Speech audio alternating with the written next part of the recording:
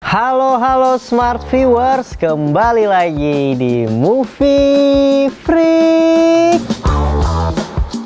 bersama gue Bimo. Dan hari ini gue akan ngebahas Lupin Part 2. Jadi sebelumnya di Movie Freak gue pernah bahas review Lupin Part 1, dan kali ini gue akan bahas Part 2 nya. Kira-kira worth it to watch nggak nih Part 2 nya? Apakah Part 1-nya aja ditonton, Part 2-nya nggak usah? Karena menurut gue sih sayang kalau lu udah nonton Part 1 tapi nggak nonton Part 2 gitu. Karena Part 1-nya sangat amat menggantung gitu. Part 2-nya ini masih diperankan sama Omar Sy. Nah, dia masih dengan cast-cast yang sama, masih dengan produser yang sama, dan Lupin Part 2 ini menurut gue membawa warna yang beda banget gitu. Jadi feel yang dirasakan ketika nonton Part 2 itu udah intens dari episode 1 sampai episode 5. By the way, ini cuma 5 episode sama kayak Part 1-nya, dan 5 episode ini bener-bener intens banget. Karena kalau di Part 1 kan kita tahu dimana si Asen Diop ini, pemeran utamanya, dia itu pengen balas dendam nih sama si Pellegrini, salah satu orang kaya yang menjebak ayahnya gitu, membunuh ayahnya gitu. Jadi dimana si Lupin ini atau si Diop ini mencoba membalaskan dendam. Nah, di Part 1 tuh udah mulai ke-build kan, dia udah mulai punya rencana dan lain sebagainya. Dan di ending episode atau Part 1 ini, si Diop ini lagi liburan sama keluarganya. Pas dia lagi liburan, ternyata si Pellegrini ini udah merencanakan pembunuhan Diop. Dan di kereta setelah keluar, anaknya hilang, anaknya diculik. Nah, di situ tuh Part 1 abis tuh. Nah, itu kan buat kita penasaran banget, kira-kira di Part 2 akan ada apa. Jadi menurut gua di Part 1 itu mungkin ya, perasaan kita nonton tuh feel-nya tuh udah nyampe di atas nih. Nah, di Part 2 itu udah ngelanjutin aja. Udah tinggal ngelanjutin, semakin ke atas, semakin ke atas. Nah, kalau kalian langsung nonton Part 2 tanpa nonton Part 1 itu akan bingung tuh, nyari tahu kira-kira benang merahnya itu akan seperti apa gitu. Jadi saran gue nonton Part 1-nya dulu. Nah, di Part 2 ini melanjutkan cerita tentang anaknya yang hilang.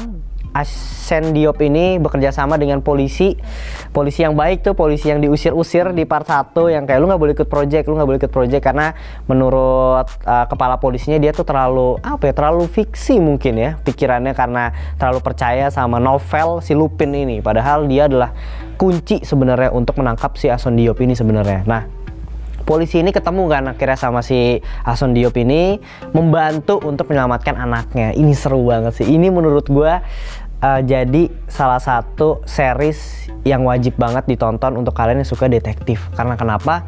Karena bener-bener mungkin kita di Part 1 yang udah nonton Part 1 udah bener-bener tahu formatnya ya, dimana kayak ya ketangkep nih, ya gagal nih rencananya, ya kenapa kayak gini sih, kenapa kayak gini. Tapi di setiap ending episode itu selalu ada penjelasan dimana ditarik mundur kayak detail-detail kecil, detail-detail yang sebenarnya nggak terlalu kelihatan, tapi pas di setiap episode tuh dibuka dan oh gila, ternyata pinter banget nih si Lupin, pinter parah nih gitu. Nah, itu muncul lagi tuh di Part 2, di setiap episode tuh muncul, tapi karena kita udah tahu di Part 1-nya kurang lebih formatnya kayak gitu, jadi di Part 2 nggak begitu kaget, tapi tetap istimewa. Menurut gue itu jadi salah satu nilai jual untuk series Lupin ini gitu, dimana dia menarik semua misteri-misterinya di satu scene atau satu adegan mungkin yang kita tuh dibongkar semua, model-model kayak film Night Out kalau kalian udah nonton. Nah, menurut gue nih ya, di Part 2 ini pas nyelamatin anaknya itu bener-bener ngerasain gue di episode 1, 2, ini untuk Part 2 ya, episode 1, 2, dan 3 itu bener-bener di sini tuh Lupin merasa terdesak banget. Si Diopnya ini gue suka banget di Part 2 karena lebih realistis. Bener-bener dia tuh kedesak, kayak udah kalah, bener-bener kayak ya ini mah udah bener-bener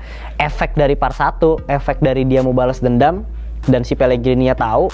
Gantian nih Pellegrini yang ngerancanain untuk ngancurin si Lupin ini. Nah, itu yang ngebuat gue kayak wah ini kerennya Part 2. Jadi di Part 2 si Asen Diop ini bener-bener bukannya menyerang Pellegrini, tapi dia mencoba untuk mempertahankan atau bertahan lah ibaratnya ya, nggak coba balas dendam lagi. Kayak misalnya gimana caranya dia untuk nyelamatin anaknya, gimana caranya dia untuk menyelamatkan mantan istrinya, gimana caranya dia untuk lari dari polisi. Nah, itu kan adalah rencana-rencana yang sebenarnya mungkin udah di luar rencananya si Diop ini, si Lupin ini gitu, tapi dia tetap bisa menangani serangan-serangan dari Pellegrini ini. Nah, itu yang menarik banget, menarik parah. Di 2 episode terakhir itu baru kita kerasa banget dimana akhirnya si Lupin ini kayak gue nggak bisa kayak gini terus nih, gue nggak bisa diem aja, gue harus tetap stick to the plan untuk nyerang si Pellegrini kita bongkar semua kejahatan-kejahatan si Pellegrini ini gitu. Dan yang gue suka di sini akhirnya polisinya nih mulai pinter gitu dari kemarin kayak gitu.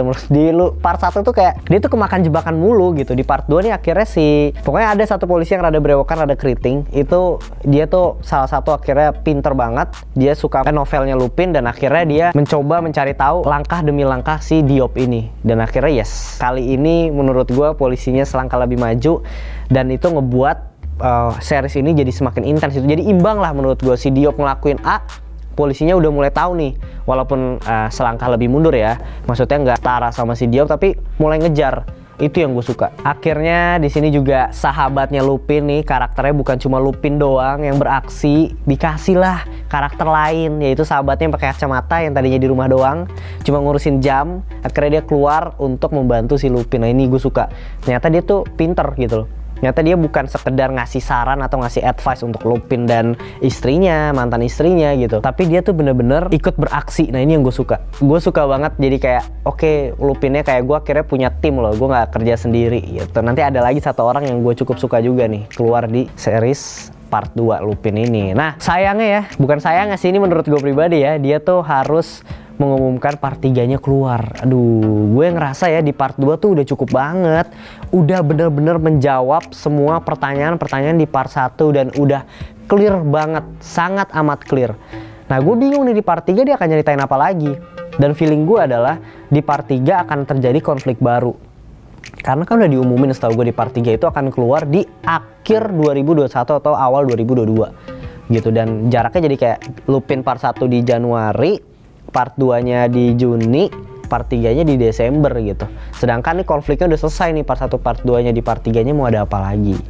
Buat kalian yang udah nonton di part 2 pasti kalian tahu banget ending part 2-nya itu kayak gimana. Jujur gue pribadi sedih sedih banget karena gue gak nyangka sih film Lupin part 2 ini ternyata gak sepenuhnya dia menang gitu. Dan ternyata ada momen sedihnya dia, si Diop ini dia tahu resiko apa yang harus dia terima ketika dia menyelesaikan misi ini gitu. Kalau kalian tahu dari part 1 sama part 2, anaknya tuh selalu bilang, kapan ayah berhenti gitu, kapan ayah berhenti. Si Lupin cuma ngomong, nanti ada saatnya gue berhenti gitu. Tapi Lupin juga ngomong, kalau seandainya saat ini lu bilang gue untuk berhenti, gue akan berhenti. Tapi anaknya enggak, kata anaknya lanjutin aja. Dan ya udah, si Diopnya akhirnya ngelanjutin sampai misinya selesai. Dan di endingnya tuh si Lupinnya berhenti, tapi dia tahu ternyata ada konsekuensi yang harus dia terima. Dia planning rencana ini dari dia kecil, tapi dia harus menerima di endingnya. Itu menurut gue cukup sedih banget. Gue nggak bisa spoiler, tapi ini wajib banget kalian tonton. Nah mungkin kalau kekurangannya di part 2, gue kurang kena feel sama scene flashbacknya sih. Ketika anak kecil dia balik ke Lupin yang waktu masih sekolah gitu-gitu tuh gue kurang kena. Karena menurut gue mungkin bingung juga kali ya si sutradaranya, kayak gila gue di part 1 udah tarik ulur filmnya, udah kena sama filler, di part 2 gue mau narik apa lagi nih gitu.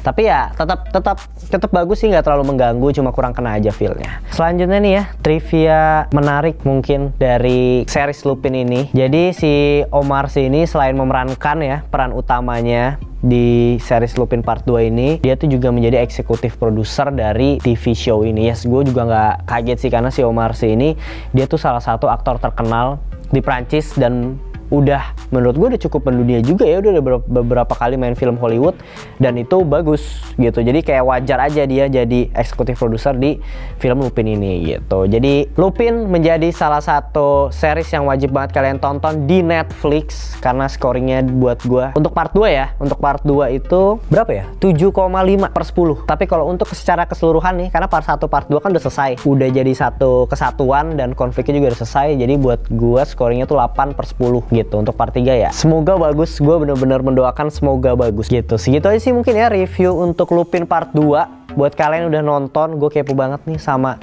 review kalian. Komen-komen di kolom komentar. Dan buat kalian yang belum nonton, wajib banget nonton deh. Atau enggak nonton dulu nih reviewnya part 1.